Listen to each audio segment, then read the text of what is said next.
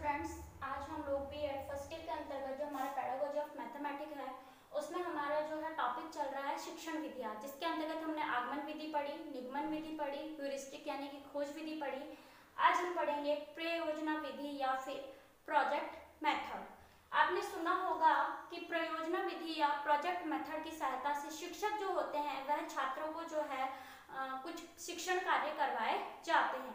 जैसा कि आप लोग सभी जानते हैं कि शिक्षक द्वारा कई बार कक्ष में जो है प्रोजेक्ट जो है करने को दिया जाता है। इसमें क्या होता है कि छात्रों को जो है शिक्षक द्वारा प्रोजेक्ट कार्य जो है स्वतंत्रता पूर्वक चुनने की जो है क्षमता दी जाती है तथा प्रोजेक्ट कार्य किस प्रकार से किया जाता है, कैसे किया जाता है, कोई भी प्रयोजना जो है वह किस प्रकार से बनाई जाती है शिक्षण प्राप्त करने के लिए, वह इस विधि के अंतर्गत हमें सीखने को मिलता है। देखिए, प्रयोजना विधि जो होती है वह लगभग सभी विषयों में शिक्षा प्रयोजना विधि जो है वह एक ऐसी विधि है जिसके माध्यम से लगभग हम सभी विषयों में शिक्षा को जो है या फिर शिक्षण कार्य आसानी से कर सकते हैं। देखिए, आपने देखा होगा कि विज्ञान विषय में भी जो है प्रयोजना विधि का प्रयोग किया जाता है, तो गणित विषय में भी प्रयोजना विधि का प्रयोग किया जाता है। जैसे आपने देखा होगा कि फाइल के माध्यम से भी प्रयोजना बनवाई जाती है, यानी कि प्रोजेक्ट बनवाए जाते हैं या फिर मॉडल बनवाए जाते हैं। मॉडल का भी प्रोजेक्ट या परियोजना एक प्रयोजना विधि बनाई जाती है। तो प्रयोजना विधि जो होती है उसके द्वारा विद्यार्थियों को यह बताया जाता है कि जब हम किसी भी कार्य को करते हैं तो उस कार्य को जो है या फिर उस कार्य को करने के लिए कौन कौन सी योजनाओं का हम चुनाव करते हैं। तो प्रयोजना विधि में से हमें कुछ बातें निकल के आती हैं, वह इस प्रकार है कि परियोजना विधि या फिर प्रयोजना विधि प्रोजेक्ट मेथड एक ऐसा मेथड है जिसके द्वारा हम विभिन्न विषयों को या फिर हम विभिन्न जो विषय हैं या फिर जितने भी विषय हैं उन सभी में शिक्षा दी जा सकती है। इस विधि का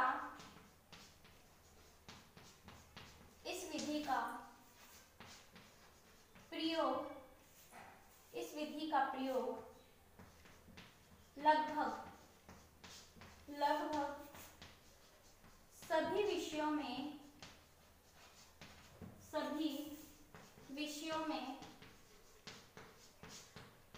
शिक्षा देने के लिए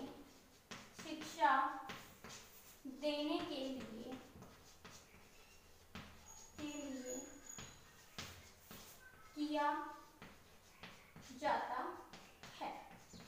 ठीक है, अब हम बात करते हैं प्रयोजना विधि की। तो प्रयोजना विधि के बारे में हमें जो है कुछ बातें पता होनी चाहिए कि प्रयोजना विधि होती क्या है या फिर प्रोजेक्ट मेथड जो होता है वह होता क्या है, यह किस प्रकार से जो है शिक्षक द्वारा दिया जाता है छात्रों को या छात्र किस प्रकार से प्रयोजना विधि में जो है कार्य करते हैं।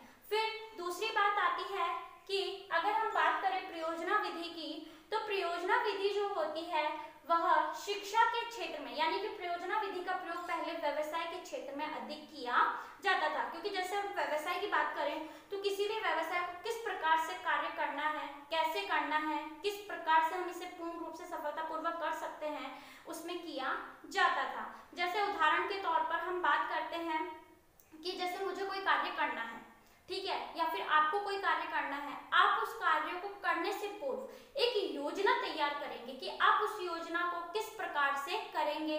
पहले आप उस योजना का चयन करेंगे या फिर उसका चुनाव करेंगे, फिर उसके लिए एक योजना बनाएंगे कि हाँ, जैसे शिक्षा की हम बात करते हैं, जैसे आपको गणित विषय के अंतर्गत जो है अपने पेपर की तैयारी करनी है, तो सबसे पहले आप यह चुनाव करेंगे कि मुझे कौन कौन से टॉपिक है जिनके बारे में पढ़ाई करनी है। तो यह आपका क्या कहलाया, चुनाव करना या चयन करना। अब उस पे योजना बनाएंगे कि अगर बात की जाए मैथमेटिक्स में, तो जैसे मुझे शिक्षण विधि है वह 1 घंटे में पूरी करनी है, फिर उद्देश्य लक्ष्य मुझे 1 घंटे में पूरे करने हैं, इसके अलावा जो अन्य बातें हैं शिक्षण विधि से संबंधित वो मुझे इतने घंटे में करनी है। तो ये हमारी क्या कहलाएगी, योजना बनाना। ठीक है, फिर लास्ट बात हमारी आती है लागू करना, कि आपने चुनाव कर लिया, उस पर योजना बना ली कि आपको वह कार्य कैसे करना है, किस प्रकार करना है, उसके बाद में उसे आप क्या करेंगे, लागू करेंगे या फिर उस कार्य को आप करना शुरू कर देंगे। तो यह हमारा क्या कहलाएगा, प्रयोजना विधि। ठीक है, अब बात करते हैं प्रयोजना विधि के दूसरे पॉइंट की। तो देखिए, शिक्षा के क्षेत्र में, देखिए शिक्षा का जो क्षेत्र है उसमें इस विधि का प्रयोग सर्वप्रथम अमेरिका के कोलंबिया विश्वविद्यालय जो कि अमेरिका में स्थित है उसके जो प्रोफेसर थे जॉन डीवी तथा उनके जो शिष्य थे किलपैट्रिक द्वारा किया गया। शिक्षा के क्षेत्र में इस विधि का प्रयोग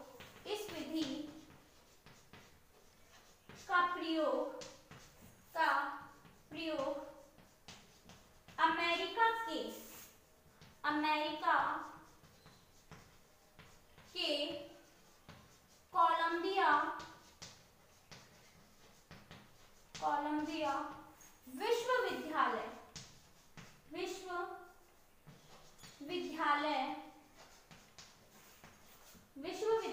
के प्रोफेसर जॉन डीवी तथा उनके जो शिष्य थे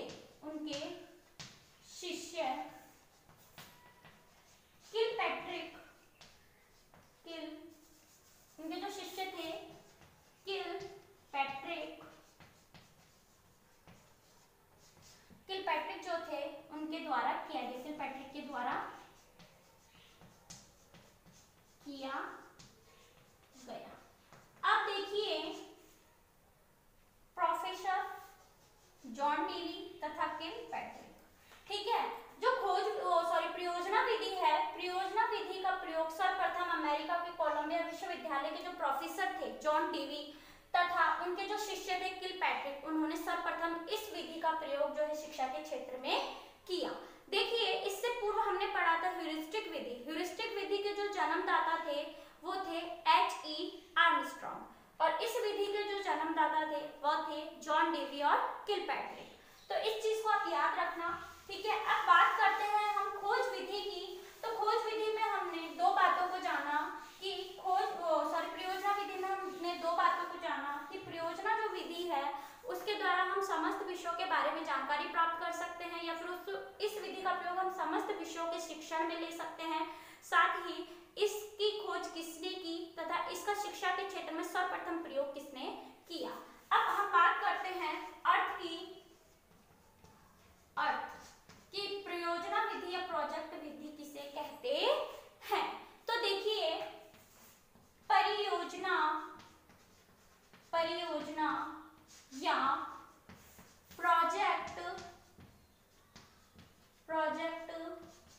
विधि, देखिए परियोजना या प्रोजेक्ट शब्द को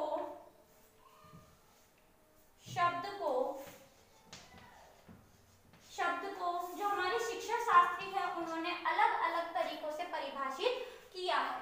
परियोजना प्रोजेक्ट शब्द को शिक्षा शास्त्रियों ने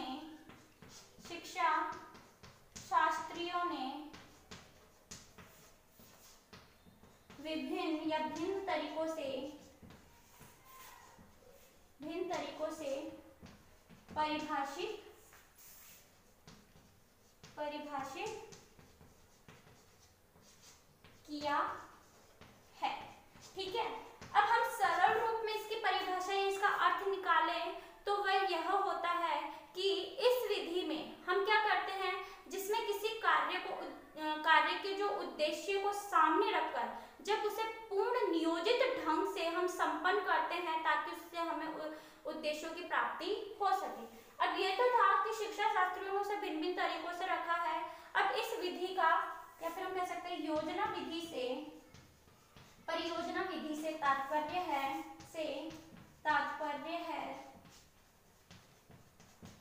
क्या तात्पर्य है? ये तात्पर्य निकलता है कि इस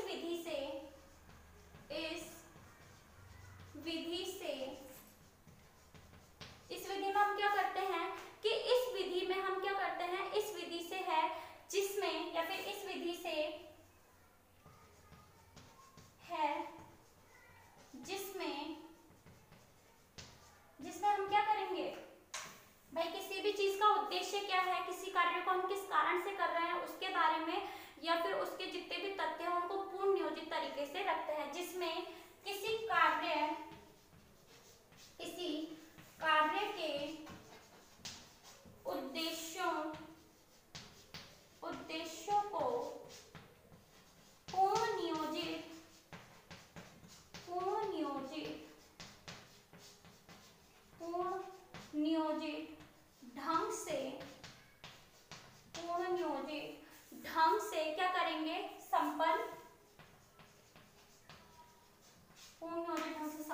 किया जाता है ताकि उसके उद्देश्य या उसके उद्देश्य प्राप्त हो सके, ठीक है। तो यह था हमारे परियोजना विधि या फिर योजना विधि का अर्थ। देखिए, हम जब भी कोई योजना बनाते हैं तो उसके पीछे हमारा यह उद्देश्य होता है कि उसे हम पूर्ण नियोजित तरीके से बना करके, अर्थात व्यवस्था पूर्ण बना करके जो है उसके जो भी उद्देश्य हैं उनकी आसानी से प्राप्ति कर सके। तो यह हमारा इसका अर्थ निकल के आता है। अब देखिए परियोजना विधि, जैसा कि हमने आगमन निगमन विधि के जो है सोपानों को पढ़ा, ह्यूरिस्टिक विधि के सोपानों को पढ़ा, ठीक उसी प्रकार से जब हम प्रोजेक्ट मेथड की बात करते हैं तो प्रोजेक्ट मेथड के भी कुछ सोपान होते हैं। यानी कि जब हम प्रोजेक्ट मेथड को अप्लाई करेंगे तो उसके भी कुछ पद होते हैं जिन पदों से गुजर करके जो है छात्र जो है इस प्रोजेक्ट मेथड का प्रयोग करते हैं या फिर शिक्षक द्वारा शिक्षण कार्य में इसका प्रयोग किया जाता है। इसमें सबसे पहला मेथड आता है हमारा, वह आता है चयन या, ठीक है, चयन और उद्देश्य। अब देखिए चयन और उद्देश्य से क्या तात्पर्य है। सबसे पहला जो हमारा सोपान आता है वह आता है चयन करने का। यानी कि आप अगर परियोजना विधि या प्रोजेक्ट मेथड के द्वारा छात्रों को पढ़ा रहे हैं तो इसमें सबसे जरूरी है कि अध्यापक और विद्यार्थियों को परिस्थितियों के चयन करने की सहायता करते हैं।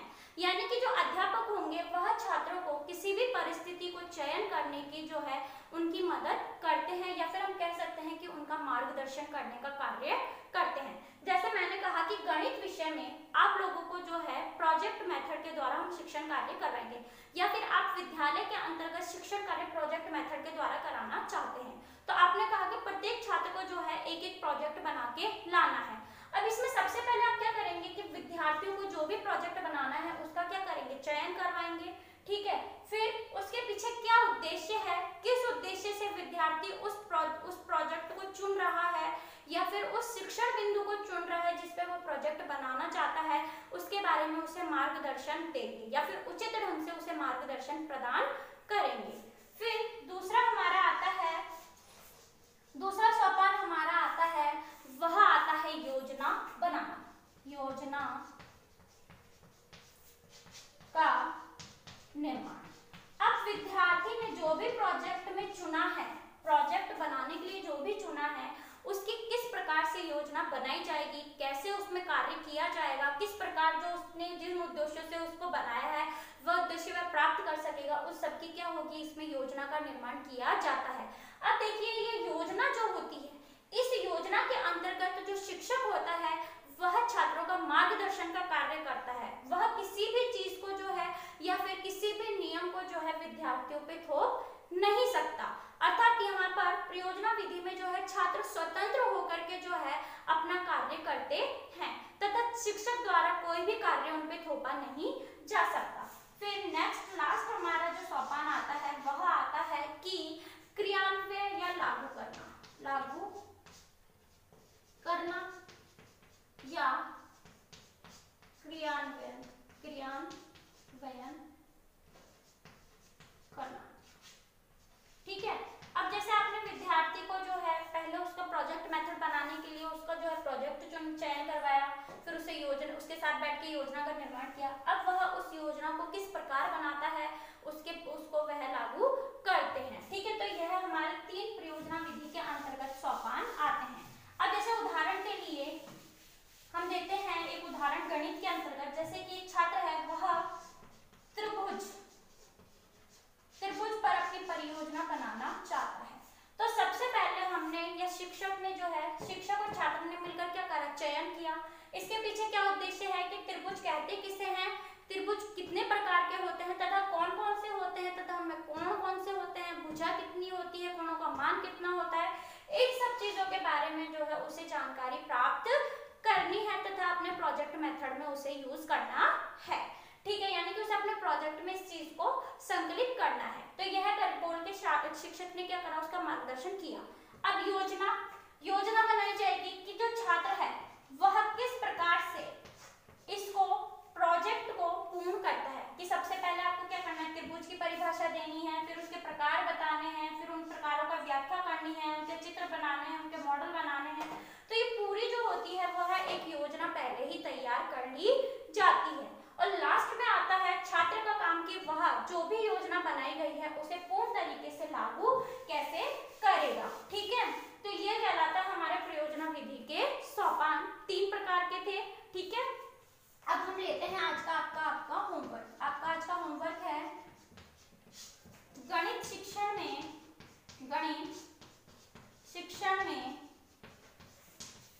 परियोजना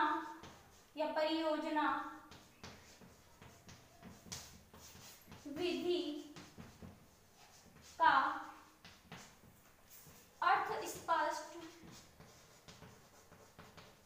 कीजिए तथा इसके सोपानों को